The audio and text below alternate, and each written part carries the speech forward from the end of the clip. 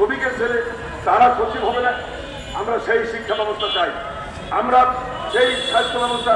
আপনার জন্য এক ধরনের আপনার অসুখ হলে আপনার জন্য ওই গ্রামে গঞ্জে ক্লিনিক, ওই সদর হাসপাতালগুলো, বিভিন্ন হাসপাতালগুলো, সরকারি হাসপাতালগুলো ঢাকা শহরে ধরেন, সেখানে আপনারা চিকিৎসা পান না।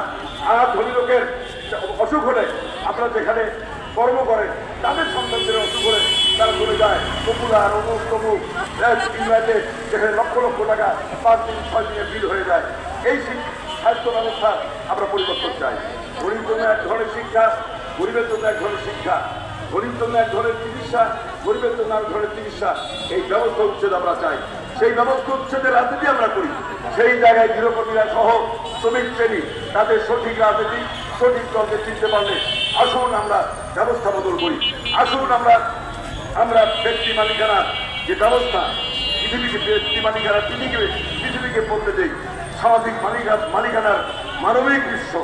ব্যক্তি মালিকানার পৃথিবীকে বলতে দিয়ে সামাজিক মালিকানার মানবিক বিশ্ব গড়ে তুলি এবং সেই লড়াইয়ে গৃহপতিরা আপনারা রাজপথে থাকবেন, ঐক্যবদ্ধ থাকবেন, সংগ্রামে অটুট থাকবেন।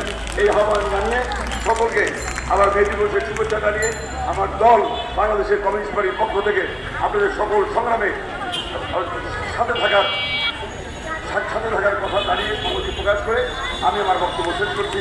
বিপ্লবকে দীর্ঘদিন হোক, মেহনতি মানুষের জয় অনিবার্য হবেই হবে। সকলকে ধন্যবাদ।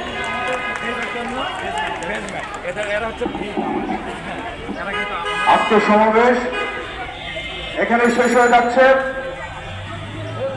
আমার মাকে আমি বলেছিলাম আমার ঘরে হলো 2 জন বোন, কিন্তু ঢাকা শহরে আমার হাজার হাজার বোন আছে। আজকে বলতে চাই, আপনারা যে কোনো সময় আমাকে ডাকলে আপনি পাবেন। ঠিক তেমনি ভাবে গৃহ শ্রমিক ফেডারেশনের সংগ্রামী আহ্বায়ক ময়না আক্তার, সেই আপাকেও আপনাকে যে কোনো সময় কল দিলে আপনারা পাশে পাবেন। আজকে সমাবেশের সমাপ্তি ঘোষণা করবেন এবং সভাপতির ভাষণ দিবেন আমাদের সংগ্রামী আহ্বায়ক ময়না আক্তার।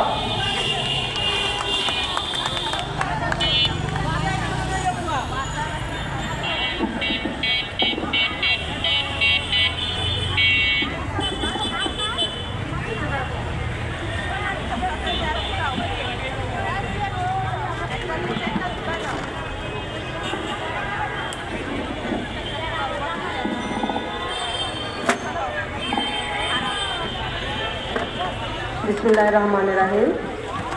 আজকে 1 মে আন্তর্জাতিক শ্রমিক দিবস।